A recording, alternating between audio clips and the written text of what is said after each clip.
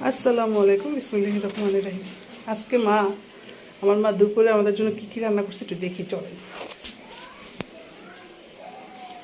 এটা আছে লাল শাক, এটা হলো শৈল মাছ দিয়ে সবজি দিয়ে, এটা বেলে মাছের চচ্চড়ি,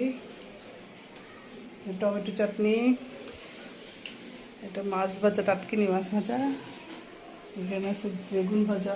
ওফ, সেই সব খাবার। আমরা কিছুদিন যাবৎ, এক সপ্তাহ যাবৎ দাওয়াত খেতেছি, বিয়ের দাওয়াত খেতেছি, তা সবাই বোরিং হয়ে গেছিলো। এখন আম্মু আমাদের জন্য সকালবেলা এগুলো রান্না করছে। যাই হোক, আজকে খুব টেস্ট নিয়ে এগুলো খাবো।